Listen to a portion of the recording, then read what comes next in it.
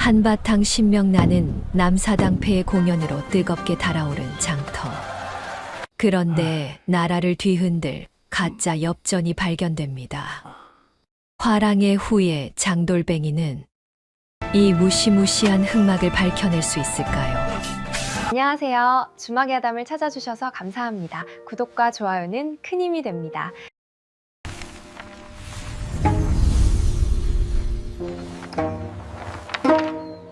꽹과리와 장구 소리가 안성장터를 들썩이게 했습니다. 사람들의 환호성이 연신 터져 나오는 가운데 남사당패 우두머리인 꼭두쇠가 너스레를 떨며 판을 돌았지요. 자자, 안성장 어르신들, 형님 누님들, 우리 얼음산이가 저 높은 허공을 제 집 안방처럼 가르는 꼴을 보셨으면 바구니에 구경값 좀 아낌없이 던져주시오. 땡그랑 소리가 커야 우리 패거리들도 오늘 저녁에 고깃국을 먹지 않겠소. 얼쑤. 꼭두쇠의 흥겨운 외침에 구경꾼들이 신이 나서 바구니에 엽전을 마구 던져 넣기 시작했습니다. 짤그랑 챙그랑 하는 경쾌한 쇳소리가 끊임없이 울렸지요. 그런데 바구니를 들고 돌던 꼭두쇠가 슬며시 고개를 갸웃거렸습니다. 맑은 쇳소리들 사이로 퍽, 툭 하고 마치 진흙덩이가 떨어지는 듯한 둔탁한 소리가 이질적으로 섞여 들었기 때문입니다. 아이고 감사합니다요. 마저 던져주십. 어라, 방금 이게 무슨 소리지?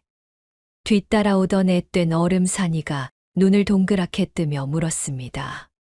왜 그러십니까요? 꼭두쇠 형님? 아니, 엽전 떨어지는 소리가 왜 이리 둔탁하냐? 쇳소리가 안 나고 꼭 돌멩이 떨어지는 소리가 나네. 오늘따라 기분 탓인가? 꼭두쇠는 찝찝한 마음을 뒤로하고 다시 신명나게 판을 이끌었습니다. 시간이 흘러 늦은 밤, 왁자지껄한 장터 구석의 허름한 주막이었습니다. 남사당패 패거리들이 평상에 둘러앉아 피로를 풀고 있었지요. 주모, 여기 탁주 한 사발 더 주시고 뜨끈한 국밥도 넉넉히 내어주소. 자, 애들아. 오늘 번 판돈 좀 세어보자. 꼭두쇠가 전대를 풀어 상 위에 엽전을 와르르 쏟아부었습니다. 짤그랑거리는 소리 사이로 낮에 들었던 그 둔탁한 소리가 유독 거슬리게 귀를 때렸지요. 꼭두쇠의 표정이 딱딱하게 굳어졌습니다. 아까 낮부터 이상하더라니. 야, 얼음산아. 이 돈 좀 만져봐라. 얼음산이가 엽전 몇 잎을 집어 들고는 이리저리 만져보더니 인상을 찌푸렸습니다. 형님, 엽전이 왜 이리 거무튀튀합니까요? 누런 굴이 빛깔이 하나도 없고 손에 닿는 게 묘하게 미끌거리는 것이 영 이상합니다요. 게다가 엄청 가볍습니다. 그치? 내 이빨로 한번 깨물어보마. 꼭두쇠가 엽전 끝을 이빨로 지그시 깨물었습니다. 헉 하는 바람 빠진 소리와 함께 꼭두쇠의 눈이 튀어나올 듯 커졌지요. 아니 엽전이 왜 이리 물러? 이 자국이 아주 쑥 들어가 버리잖아. 그때였습니다. 옆 평상에서 조용히 국밥을 훌쩍이던 낡은 패랭이 모자를 쓴 사내가 불쑥 말을 건넸습니다. 장터 바닥에서 뼈가 굵은 광대 양반들이 영 눈치가 없구먼. 예, 뉘신지. 꼭두쇠가 경계하는 눈빛으로 묻자 사내가 빙긋 웃었습니다. 그거 썩은 돈이요. 녹그릇 녹인 쇳물 찔끔에다가 값싼 납덩이를 왕창 부어서 거푸집에 찍어낸 불량품이지. 가짜 돈이란 말이 왜다. 가짜 돈이요. 아이고 맙소사. 그럼 오늘 우리 판에 던져진 돈 절반이 다 가짜란 말입니까요? 그렇지. 요즘 이 근방쌀 가게 쌀이랑 대장간 쇠부치들이 씨가 말랐다는 소문 못 들었소. 누군가 이 납덩어리를 진짜 돈인 양시중에 쫙 풀어서 쌀이랑 물건들을 싹쓸이하고 있거든. 백성들 주머니에 이미 이 썩은 돈이 알게 모르게 반은 섞여 들어간 게요. 꼭두쇠는 하늘이 무너지는 듯 했습니다. 이 썩을 놈들, 어느 놈팽인지 몰라도 우리 피 같은 판돈을 안 되겠다. 당장 내일 아침에 관하로 가서 사또 나리께 고발을. 어허, 이 거지 같은 광대 놈들이 감히 어디서 요망한 주둥이를 놀려. 갑자기 주막 구석에서 험악한 인상의 산에 대어 섬 명이 밥상을 걷어차며 일어섰습니다. 장터 뒷골목을 주름잡으며 상인들의 고혈을 빠는 불량배들이었지요. 이들은 누군가의 뒷돈을 받고 장터에 가짜 돈을 섞어 쓰며 이득을 챙기고 있던 터였습니다. 아이고. 장터 행수님들 아니십니까요?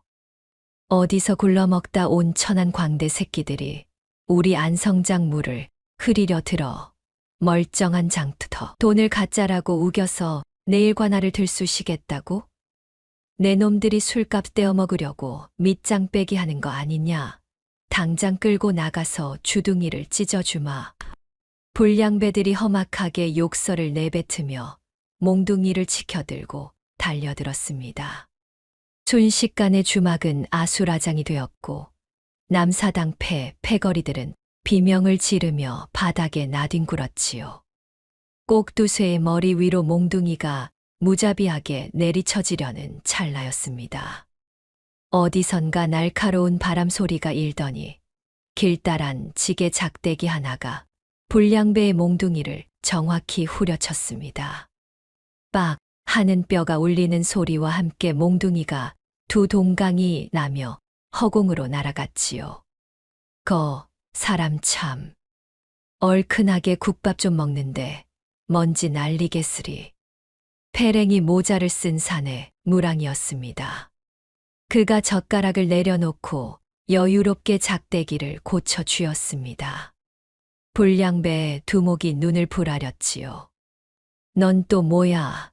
이 장돌뱅이 놈은 같이 돼지고 싶냐? 가짜 돈 굴려서 배불리는 놈들이나 제 발 저려서 칼 뽑는 놈들이나 밥상머리 앞에서 무기 드는 놈들은 매가 약이지. 들어와라.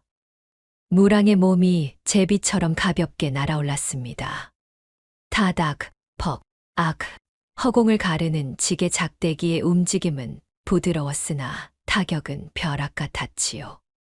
단 3번의 작대기질의 불량배들이 짐승 같은 비명을 지르며 바닥에 쓰러져 거품을 물었습니다.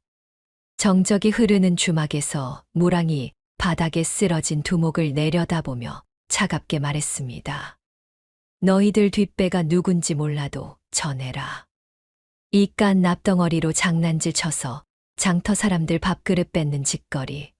계속하다간 내 작대기의 뼈도 못 추릴 거라고. 썩 꺼져.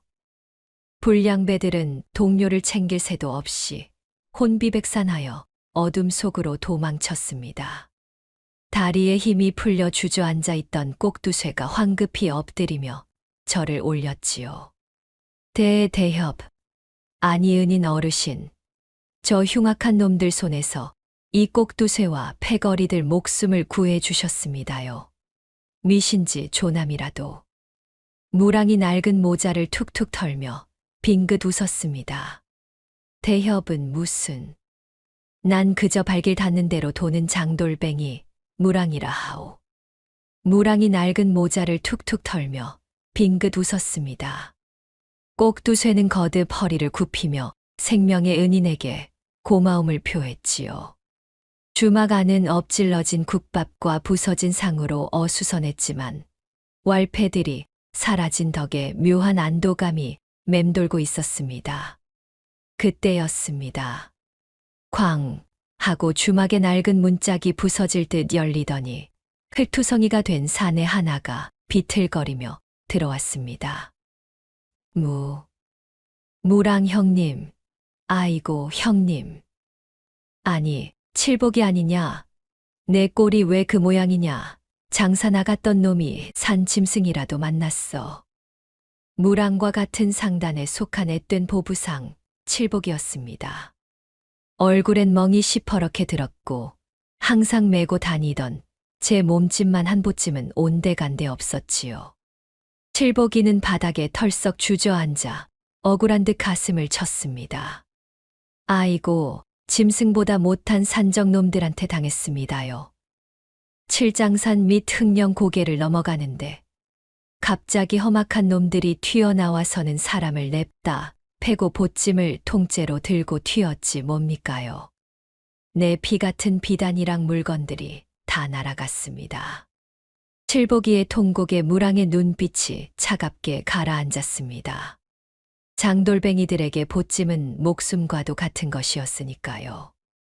무랑이 옆에 세워둔 지게 작대기를 단단히 움켜쥐며 물었습니다. 거기가 어디냐? 예. 아, 저기 칠장산 밑에 있는 흥령 고개 깊은 골짜기입니다요. 산적놈들이 아주 떼거리로 내 동생 밥줄을 끊어놓고 두 다리 뻗고 잘 줄 알았더냐. 내가 당장 가서 그놈들 버르장머리를 고쳐놓고 내 보찜을 찾아오마. 무랑이 지체 없이 패랭이 모자를 꾹 눌러쓰고 주막을 나서려 했습니다. 그때 뒤에서 조용히 상황을 지켜보던 꼭두쇠가 슬며시 나섰지요. 저기 무랑 형님. 저희 패거리도 마침 고개를 넘어 옆마을로 장을 옮기려던 참인데 흥령 고개까지 저희와 동행하시지요. 무랑이 걸음을 멈추고 고개를 돌렸습니다. 산적이 득실거리는 험한 길이라는데 광대 양반들까지 얽히면 위험하지 않겠소. 그러자 꼭두쇠가 사람 좋은 웃음을 지으며 가슴을 팡팡 쳤습니다. 에이, 이래 봬도 저희가 밧줄도 타고 온종일 제주를 넘으며 다져진 몸이라 힘께 났습니다요. 게다가 밤길을 나설 땐 사람 하나보다는 셋이 낫고 셋보다는 여럿이 든든한 법 아니겠습니까? 옆에 있던 얼음산이도 씩씩하게 거들었지요. 맞습니다요. 짐승도 은혜는 갚는다는데 저희 목숨을 구해주신 대협. 아니, 형님을 홀로 험한 산길에 보낼 수는 없습니다요. 단순히 길동무를 자처하는 척했지만 그들의 눈빛에는 생명의 은인을 향한 굳은 의리가 담겨 있었습니다. 게다가 아까 장터에서 번 돈이 절반이나 가짜 돈으로 밝혀진 마당에 이대로 억울하게 안성장을 떠나고 싶지 않은 오기도 있었겠지요. 무랑은 결연한 표정의 꼭두쇠와 남사당 패거리들을 쓱 훑어보더니 호탕하게 껄껄 웃었습니다. 허허, 이거 아주 든든한 호위무사들이 생겼구먼. 좋소. 그럼 다 같이 흥령 고개로 가봅시다. 가다가 산적놈들을 만나면 자네들이 꽹과리라도 쳐서 혼을 쏙 빼놓으시게. 그렇게 칠흑 같은 어둠이 깔린 밤, 낡은 작대기를 맨 장돌뱅이 무랑과 갖가지 악기를 둘러맨 남사당패는 칠장산의 깊고 험한 산길을 향해 함께 발걸음을 내디뎠습니다. 억울하게 빼앗긴 보찜과 가짜 돈의 진실이 숨어있는 그곳을 향해서 말이지요. 칠흑 같은 어둠이 내려앉은 칠장산 흥령 고개였습니다. 무랑과 남사당패 일행은 숨을 죽인 채 가파른 산길을 올랐지요. 짐승의 울음소리조차 들리지 않는 깊은 산속이었지만 평생 외주를 타며 균형을 잡아온 얼음산이의 발걸음은 깃털처럼 가벼웠습니다. 얼음산이가 날쌘 다람쥐처럼 높은 소나무 위로 기어 올라가더니 이내 스르륵 미끄러져 내려와 속삭였습니다. 무랑 형님, 저기 산등성이 너머의 불빛이 번쩍거립니다요. 인적이 끊긴 망한 절간인데 사람들이 득실득실합니다. 얼음산이의 말에 일행은 조심스레 발소리를 죽이고 절벽 위로 다가갔습니다. 바위 뒤에 납작 엎드려 아래를 내려다본 순간 무랑과 꼭두쇠는 두 눈을 의심할 수밖에 없었지요. 그곳은 칠보기가 말했던 평범한 산적 소굴이 아니었습니다. 무너진 불상 앞 널찍한 마당에는 집채만 한 화로가 여러 개 놓여 있었고, 소매를 걷어올린 던진 사내들이 시뻘건 불길 앞에서 연신 풀무지를 해대고 있었습니다. 펄펄 끓는 쇳물을 바가지로 퍼서 길다란 틀에 붓고 있는 기이한 광경이었지요. 아이고, 형님. 저게 대체 뭡니까요? 절간에서 무슨 대장간 노름을. 꼭두쇠가 떨리는 목소리로 묻자 무랑이 눈매를 매섭게 좁히며 대답했습니다. 저건 대장간이 아니야. 돈을 찍어내는 거푸집이다. 가짜 엽전을 대량으로 찍어내는 비밀 주조장을 저런 곳에 숨겨두고 있었군. 그제야 바닥에 수북하게 쌓인 거무튀튀한 엽전 더미들이 눈에 들어왔습니다. 낮의 장터에서 꼭두쇠가 이빨로 깨물었던 바로 그 납덩어리 가짜 돈이었지요. 그때 주조장 한가운데로 비단옷을 걸친 사내 하나가 거드름을 피우며 걸어 나왔습니다. 그 앞으로 험악하게 생긴 산적 두목이 굽신거리며 다가갔습니다.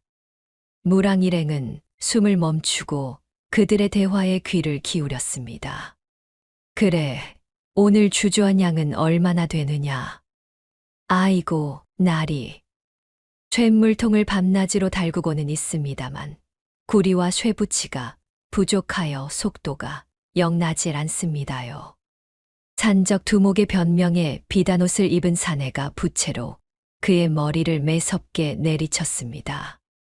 이런 멍청한 놈, 한양에 계신 우의정 대감께서 일정이 빠듯하다며 매일같이 불호령을 내리신다. 이깟 쇳물 속도로 언제 그 막대한 자금을 다 채운단 말이냐.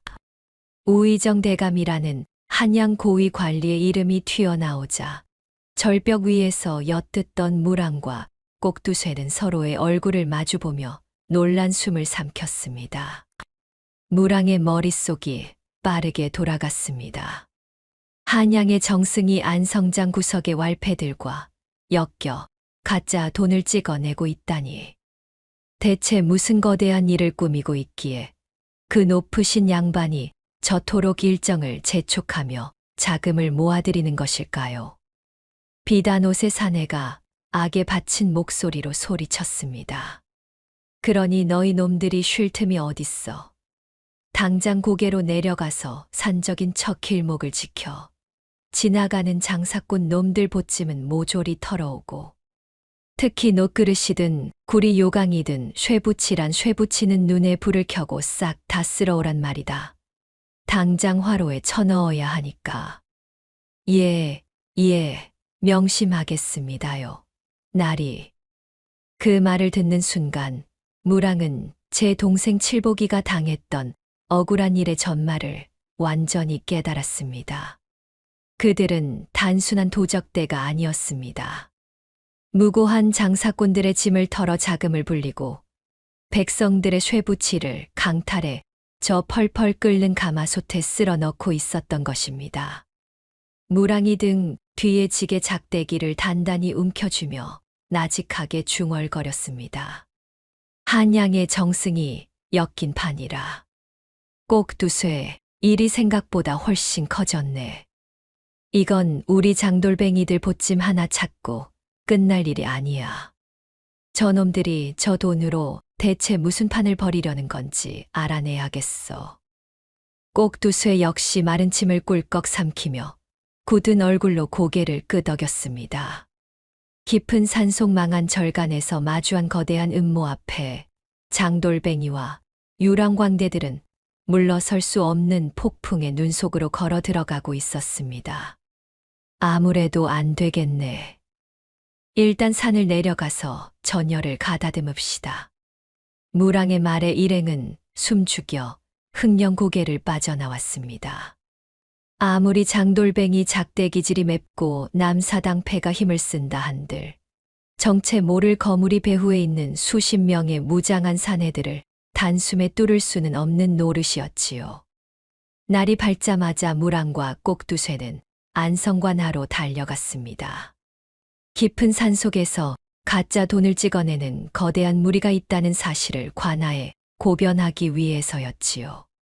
사또는 크게 놀라며 당장 관군을 내어주겠다고 약속했습니다.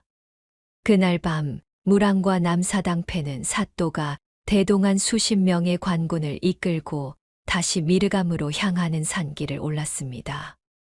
형님, 이제 저 썩을 놈들을 싹 다 잡아들이고 억울하게 뺏긴 물건들도 찾을 수 있겠지요? 꼭두쇠가 들뜬 목소리로 속삭이자 무랑이 묵묵히 고개를 끄덕였습니다. 마침내 붉은 화로의 불빛이 아른거리는 절간 앞마당에 다다랐을 때였습니다. 자, 나리, 저기 쇳물이 끓는 곳이 바로 그놈들의. 무랑이 낡은 절간을 가리키며 돌아서는 순간이었습니다. 촤라라 하는 서늘한 쇳소리와 함께 수십 개의 날카로운 창끝이 일제히 무랑과 남사당패를 향해 겨누어졌습니다. 이게 무슨 짓입니까요? 꼭두쇠가 기겁하며 소리쳤지만 관군들은 표정 하나 변하지 않고 포위망을 좁혀왔습니다. 당황한 일행 앞으로 어둠을 가르고 여유로운 발걸음 소리가 들려왔지요. 관복을 차려입은 사또였습니다. 사또는 뒤따르던 관군과 산적 두목을 곁눈질로 흘겨보며 혀를 찢 찼습니다. 일 처리를 똑바로 안 하니 이런 날파리 같은 놈들이 계속 꼬이는 게 아니냐. 쯧쯧. 어쨌든 내 놈들도 저들과 같은 운명이 될 터이니 너무 억울해할 것 없다. 당신, 설마 저놈들과 한패였단 말이오? 무랑이 이를 악물며 노려보자 사또가 비릿하고도 탐욕스러운 미소를 지으며 뒷짐을 졌습니다. 한패라니 네 놈들이 뭘 알겠느냐. 한양의 어르신이 큰 뜻을 품으셨고 난 위대한 거사를 돕는 사람일 뿐. 새로운 세상에서는 나도 큰 일을 할 수 있겠지. 너희같이 눈치 없는 장사꾼과 천한 광대놈들이 함부로 낄 자리가 아니다. 보름 정도만 쥐 죽은 듯이 엎드려 있거라. 사또의 말이 떨어지기가 무섭게 관군들이 득달같이 달려들어 무랑과 남사당패를 포박했습니다. 호랑이를 잡으려다 제 발로 호랑이 굴 속으로 걸어 들어온 꼴이 되고 만 것이지요.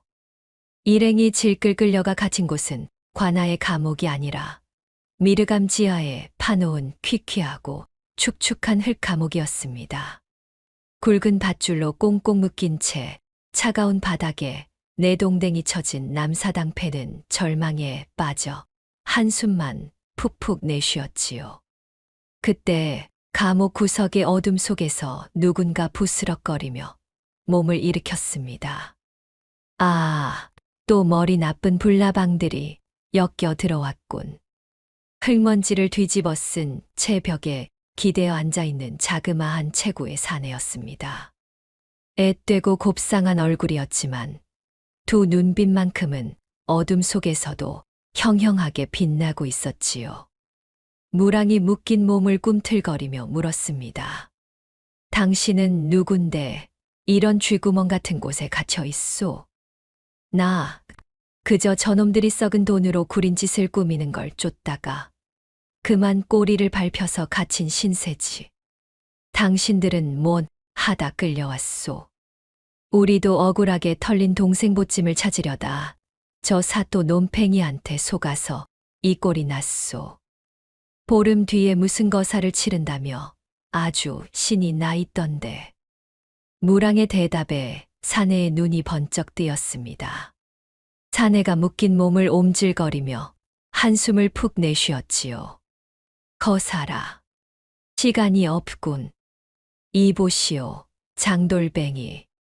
내 품에 있는 이 징표만 무사히 밖으로 빼돌려 옆마을 삼거리 객주에게 전할 수만 있다면 당장이라도 사람들을 모아 저 반란군 놈들을 쓸어버릴 수 있을 터인데 이렇게 굴비 엮이듯 꽁꽁 묶여 있으니 원통할 노릇이오. 사내가 안타까운 듯 탄식을 내뱉자 옆에 찌그러져 있던 앳된 주광대 얼음산이가 슬며시 고개를 들었습니다. 형님들, 걱정 마십시오. 제가 줄 타면서 뼈마디 빼는 데는 도 같은 놈 아닙니까요? 얼음산이가 씩 웃더니 어깨와 팔목을 기괴하게 비틀기 시작했습니다. 우두두 하는 소름 돋는 뼈소리가 몇 번 울리더니 거짓말처럼 두꺼운 밧줄이 스르륵 바닥으로 흘러내렸지요. 자유의 몸이 된 얼음산이가 사내의 품에서 재빠르게 비단 주머니를 꺼내 챙겼습니다.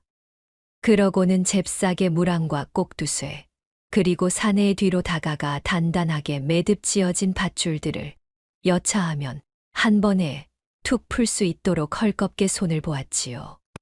제가 얼른 옆마을로 뛰어가서 사람들을 몰고 오겠습니다요. 형님들, 힘만 훅 주면 바로 풀고 뛰실 수 있게 매듭은 다 만져놨으니 조금만 버티고 계십시오.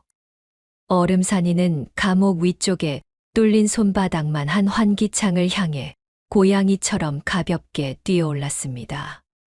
그리고는 연체동물처럼 몸을 구겨 좁은 창살 틈을 훌쩍 빠져나가 어둠 속으로 흔적도 없이 사라졌지요.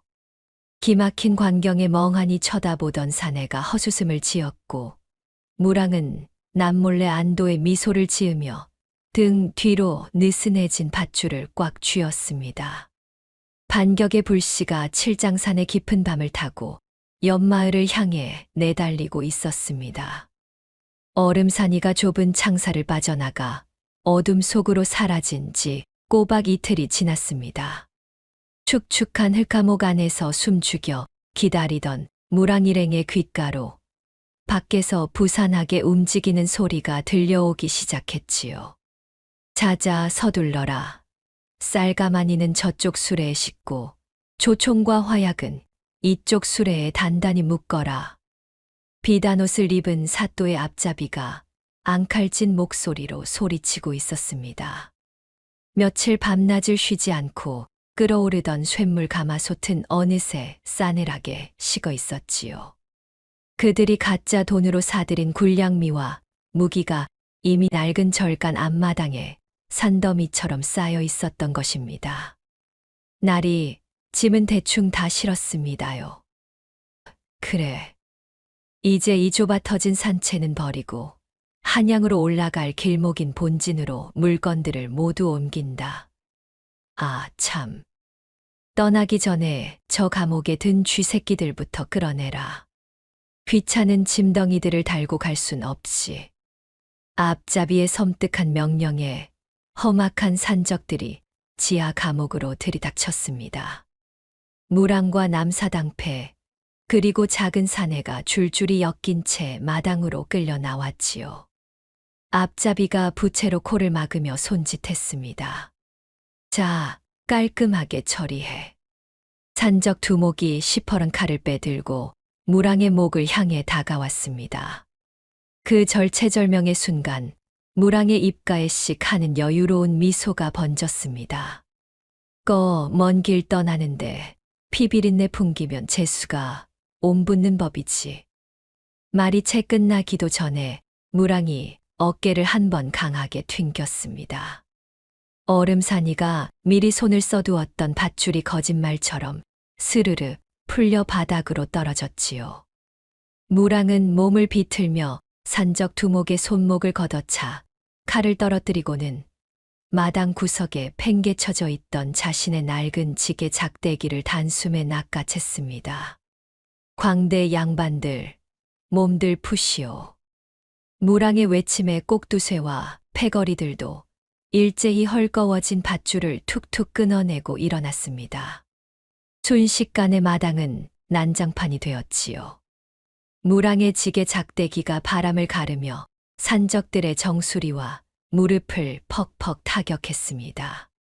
남사당패 역시 지지 않았습니다. 꼭두쇠는 구리 꽹과리를 방패 삼아 적의 칼을 튕겨내고 머리통을 후려쳤으며 다른 광대들은 긴 상모를 채찍처럼 휘두르며 산적들의 시야를 교란했지요. 그런데 그 난리통 속에서 무랑의 눈을 가장 크게 의심하게 만든 것은 바로 그 앳된 작은 사내였습니다. 곱상한 얼굴과 다르게 사내의 몸놀림은 한 마리 표범 같았지요. 자신보다 머리통 하나는 더 큰 사병들의 품으로 파고들어 정확하게 급소를 찌르고 가볍게 날아올라 턱을 걷어차는 솜씨가 예사 무공이 아니었습니다. 오호, 꼬맹이, 제법인데. 무랑이 작대기를 휘두르며 감탄하자 사내가 숨을 몰아쉬며 피식 웃었습니다. 장돌뱅이 치고는 대개 작대기 질도 훌륭하오만. 하지만 아무리 무공이 뛰어나다 한들 훈련받은 수십 명의 사병과 산적 흑대를 몇 사람이서 온전히 감당하기엔 역부족이었습니다. 이놈들, 도간에 든 쥐새끼들이 어딜 발악하느냐. 한 놈도 남기지 말고 싹 다 죽여라. 앞잡이의 호통에 무기를 든 적들이 새까맣게 몰려들며 무랑 일행을 겹겹이 포위했습니다. 등과 등을 맞댄 채 거친 숨을 몰아쉬던 일행의 체력도 서서히 바닥을 보이고 있었지요. 칼날이 사방에서 좁혀오던 바로 그 순간이었습니다. 암행어사 출두야. 칠장산의 고요한 새벽 공기를 찢고 산등성이 위에서 쩌렁쩌렁한 목소리가 울려 퍼졌습니다. 얼음산이었습니다. 그의 뒤로 횃불을 든 수십 명의 역졸들이 폭포수처럼 마당으로 쏟아져 내렸습니다. 작은 사내가 얼음산이에게 들려보냈던 징표는 다름 아닌 인근 관아의 군사들을 마음대로 움직일 수 있는 진짜 암행어사의 마패였던 것입니다. 쳐라, 역적놈들을 한 놈도 살려두지 마라. 기세가 완전히 역전되었습니다. 훈련받은 역졸들이 들이닥치자 당황한 산적들과 사병들은 무기를 버리고 엎드리거나 도망치다 추포되기 일쑤였지요. 눈 깜짝할 사이에 앞잡이와 일당들은 줄비렁이로 꽁꽁 묶여 마당에 무릎이 꿇렸습니다. 숨을 헐떡이며 달려온 얼음산이가 꼭두쇠의 품에 와락 안겼고 무랑은 이마에 땀을 닦으며 호탕하게 웃었습니다. 마당 한가운데 수북하게 쌓인 쌀가마니와 조총들을 가만히 내려다보던 무랑의 눈빛이 장난기 가득하게 번뜩였습니다. 그가 작은 사내와 꼭두쇠를 돌아보며 입을 열었지요. 이보게들, 저 사또 놈팽이는 아직 이 산채가 우리 손에 통째로 털린 줄 꿈에도 모르고 있겠지. 그야 당연하지 않습니까요. 어제까지만 해도 우리가 감옥에서 벌벌 떨고 있는 줄 알 텐데요. 꼭두쇠의 대답에 무랑이 지게 작대기로 쌀가마니를 툭툭 치며 빙긋 웃었습니다. 그럼 그 눈치 없는 사또 놈팽이에게 아주 큰 선물을 배달해 주는 게 도리 아니겠소. 이보시오, 어사나리. 역졸들을 시켜서 이 놈들 옷을 좀 벗기시오. 우리가 이 수레들을 끌고 산적놈들인 척 사또가 기다리는 본진으로 직접 쳐들어갑시다. 무랑의 기가 막힌 제안에 남사당패가 얼씨구나 하며 무릎을 쳤고 정체를 숨겼던 작은 사내 역시 통쾌한 미소를 지으며 고개를 끄덕였습니다. 이제 이 엄청난 짐수레들은 적의 심장부로 파고드는 거대한 미끼가 될 참이었습니다. 마당에 꿇어앉은 앞잡이의 입에서 사또와 반란군의 최종 본진이 청룡산 깊은 골짜기라는 사실을 알아낸 직후였습니다. 막 수레를 끌고 출발하려는데 앳된 작은 사내가 무랑을 향해 턱짓을 했지요. 장돌뱅이, 나는 잠시 다른 곳에 들러 준비할 것이 있소. 본진인 청룡산 골짜기에서 다시 만납시다. 거참 발 한 번 넓은 꼬맹이네. 조심해서 오시게나. 작은 사내가 어둠 속으로 훌쩍 사라지자 무랑과 남사당패 그리고 역졸들은 기절한 산적들과 사병들의 옷을 벗겨 입고 완벽하게 위장했습니다. 그리고는 산더미 같은 쌀가마니와 조총을 실은 수레를 끌고 당당하게 사또의 본진을 향해 발걸음을 옮겼지요. 이튿날 새벽 안개 자욱한 청룡산 깊은 골짜기에 도착한 일행은 하마터면 입을 떡 벌릴 뻔했습니다. 그곳은 단순한 산채가 아니라 산 하나를 통째로 깎아 만든 거대한 요새이자 마을이었습니다. 수백 명의 정예 사병들이 창을 들고 줄지어 서 있었고 화약과 무기가 산더미처럼 쌓여 있었지요. 가짜 돈으로 이 엄청난 군대를 먹여 살리고 있었던 것입니다. 일행이 훔쳐온 수레를 구석에 밀어넣고 숨을 죽이던 그때였습니다. 요란한 말발굽 소리와 함께 어마어마하게 화려한 마차 한 대가 본진 한가운데로 들어섰습니다. 마차 문이 열리고 비단옷에 고급스러운 갓을 쓴 노인 하나가 거드름을 피우며 내렸지요. 사또가 땅바닥에 엎드리며 굽신거렸습니다. 일행이 수레 뒤에 숨어 귀를 기울였습니다. 아이고, 우의정 대감마님, 이 누추한 곳까지 어쩐 일이십니까요? 수고가 많다. 이제 쇳물을 끓이던 미르감 놈들도 다 합류한 것이냐. 자, 다들 똑바로 들어라. 사흘 뒤 한양으로 진격하여 새로운 세상을 열 것이다. 그날까지 단 하나의 실수도 없이 만반의 준비를 갖추거라. 우의정의 호통에 수백 명의 사병들이 함성을 내질렀습니다. 무랑은 혀를 내둘렀지요. 일국의 정승이 직접 내려와 진두지휘를 할 정도로 거대한 반란이었던 것입니다. 그날 밤 무랑 일행이 숨어있는 막사 안으로 익숙한 그림자 하나가 소리 없이 스며들었습니다. 하루 만에 돌아온 작은 사내였지요. 다들 무사했소. 밖을 보아하니 사흘 뒤에 일을 낼 모양이더군. 사내의 말에 꼭두쇠가 씩 웃으며 소매자락을 걷어붙였습니다. 어르신, 걱정 마십시오.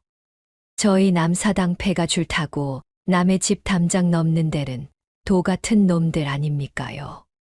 사흘 동안 저놈들 진을 아주 쏙 빼놓겠습니다요. 그날부터 남사당 패의 기상천외한 야간 작전이 시작되었습니다. 얼음산이는 밤마다 고개를 하듯 지붕을 타며 무기고에 잠입해 조총의 방아쇠를 교묘하게 휘어놓거나 화약통에 물을 찔끔찔끔 부어 놓았습니다.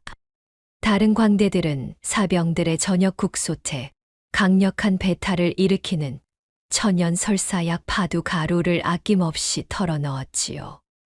무랑 역시 틈을 타 우의정이 탈 마차 바퀴의 고정핀을 반쯤 빼놓았고 마구간에 숨어들어 밤새도록 괴상한 새소리를 내어 말들이 한숨도 자지 못하게 괴롭혔습니다.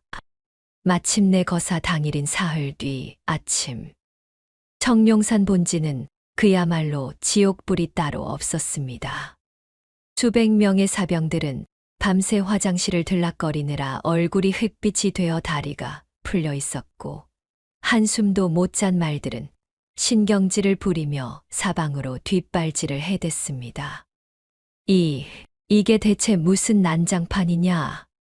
당황한 우의정이 노발대발하며 마차에 오르려는 순간이었습니다. 우지끈 하는 소리와 함께 마차 바퀴가 쑥 빠져버리며 우의정이 흙바닥에 볼품없이 나뒹굴고 말았지요. 아이고, 대감마님, 방아쇠가 안 당겨집니다요. 말들이 미쳐 날뜁니다요. 사또와 사병들이 혼비백산하여 소리치던 바로 그 찰나였습니다.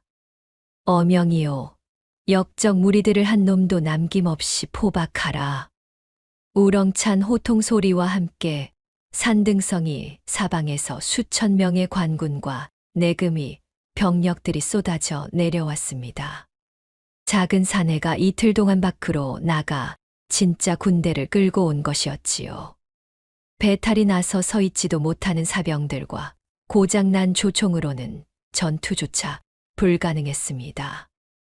우의정과 사또는 반항 한 번, 제대로 해보지 못하고 넋이 나간 채 바닥에 엎드려 포승줄에 묶이고 말았지요. 그 통쾌한 광경을 구석에서 지켜보던 꼭두쇠가 꽹과리를 들고 덩실덩실 춤을 추려 하자 무랑이 황급히 꼭두쇠의 뒷덜미를 잡았습니다. 어허, 이보게들. 지금 우리가 입고 있는 옷이 산적 놈들 옷인 걸 잊었나. 저 서슬퍼런 관군들 눈에는 우리도 똑같은 반란군으로 보일 텐데. 괜히 도망치거나 날뛰다간 오해받아서 칼침 맞기 딱 십상이네. 아차차, 맞습니다요, 형님. 그럼 어쩝니까요? 어쩌긴 뭘 어째.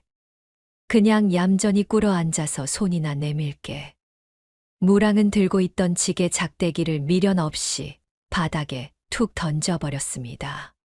그리고는 험악한 표정으로 달려오는 관군들을 향해 세상에서 가장 선량하고 억울한 표정을 지으며 두 팔을 공손히 앞으로 모았지요. 남사당패 패거리들도 재빠르게 눈치를 채고는 일제히 무릎을 꿇고 얌전하게 포승줄을 받았습니다. 가짜 돈으로 세상을 뒤집으려던 거대한 반란은 장돌뱅이와 유랑광대들의 치밀하고도 엉뚱한 활약 덕분에 그렇게 헛웃음이 나올 만큼 허망하게 끝이 났습니다. 며칠 뒤 한양의 넓은 궁궐 앞마당이었습니다. 청룡산에서 붙잡힌 반란군 무리들이 포승줄에 묶인 채 줄지어 꿇어 앉아 있었지요. 순순히 포박을 당했던 무랑과 남사당패 역시 한 구석에 얌전히 엎드려 있었습니다. 마침내 근엄한 발걸음 소리와 함께 조선의 임금이 직접 앞마당으로 납셨습니다. 임금의 불호령이 추상같이 떨어졌지요. 내 이놈 우의정, 감히 한 나라의 정승이라는 자가 딴살림을 차리고 역모를 꾸며 대체 그 막대한 군량미와 조총들은 어디서 어떻게 모은 것이냐. 바른 대로 고하지 못할까. 하지만 우의정은 끝까지 뻔뻔한 얼굴로 고개를 빳빳하게 쳐들었습니다. 전하, 억울하옵니다. 신은 그저 요양차 안성에 내려가 있었을 뿐 군량민이 조총인이 하는 것들은 저 무식한 산적 놈들이 멋대로 모은 것이옵니다. 신은 전혀 모르는 일이옵니다. 우의정이 오리발을 내밀자 구석에 엎드려 있던 무랑이 답답하다는 듯 쯧쯧 혀를 찼습니다. 그리고는 묶인 몸을 꼿꼿이 세우며 큰 소리로 외쳤지요. 아이고, 정승대감, 사람 눈 가리고 아웅하는 것도 유분수지. 칠장산 미르감 폐사지에 가마솥 걸어놓고 납덩어리로 가짜 돈 찍어낸 게 누군데 그러십니까? 그 가짜 돈으로 안성장 일대 쌀가게 쌀을 다 사들이고 흑령고개에 가짜 산적들 풀어서 지나가는 보부상들, 노그릇까지 싹 다 털어간 걸 온 장터 사람들이 다 아는데 모른 척 하십니까? 갑자기 튀어나온 쩌렁쩌렁한 목소리에 궁궐 앞마당이 발칵 뒤집혔습니다. 무랑은 멈추지 않고 앞잡이에게서 들었던 정보들을 소상하게 줄줄 읊어대기 시작했습니다. 게다가 안성 사또를 앞잡이로 내세워서 점조직으로 사람들을 모으고 최종 거점은 청룡산 깊은 골짜기에 요새를 지어 숨겨두지 않으셨습니까? 거기에 가담한 주변 고을 사또들 이름이 적힌 명부도 미르감, 지하 헛간에 떡하니 굴러다니던데요. 무랑의 완벽하고도 구체적인 폭로에 우의정의 얼굴이 흙빛으로 변했습니다. 우의정이 핏대를 세우며 소리쳤지요. 대체 내 놈은 뭐 하는 놈이냐? 어디서 굴러먹던 개뼈다귀 같은 놈이 감히 어전에서 함부로 주둥이를 놀려. 나 말이오? 난 그저 전국 방방곡곡 발길 닿는 대로 떠도는 장돌뱅이올시다. 무랑이 씩 웃으며 대답하는 바로 그 순간이었습니다. 이 사내가 하는 말은 토시 하나 틀리지 않은 모두 사실이옵니다. 아바마마. 청아하면서도 단호한 목소리가 궁궐 마당을 울렸습니다. 화려한 당의를 입고 곱게 머리를 빗어 넘긴 아름다운 여인이 걸어 나오고 있었지요.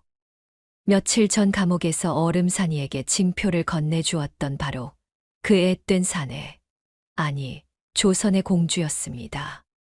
제가 남장을 하고 안성 일대로 몰래 암행을 나가 두 눈으로 직접 보고 들은 것과 완벽히 일치하옵니다. 저 장돌뱅이와 유랑광대들이 아니었다면 저 극악무도한 자들의 거사를 막지 못했을 것이옵니다.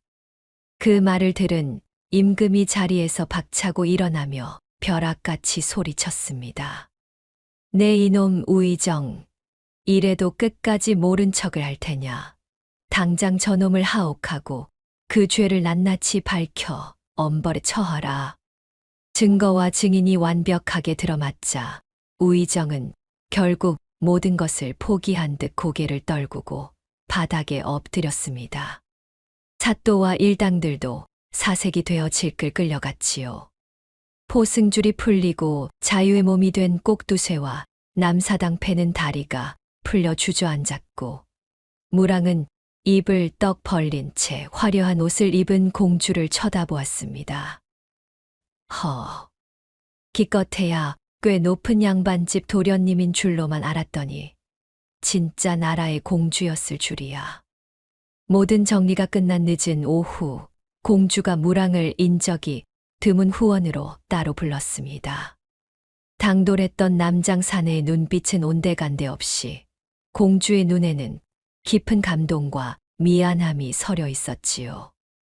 무랑, 당신은 그저 장터를 떠도는 상인일 뿐인데 어찌 본인의 목숨과 안위와는 전혀 상관없는 일에 이토록 발벗고 나서서 나라를 구한 것이오?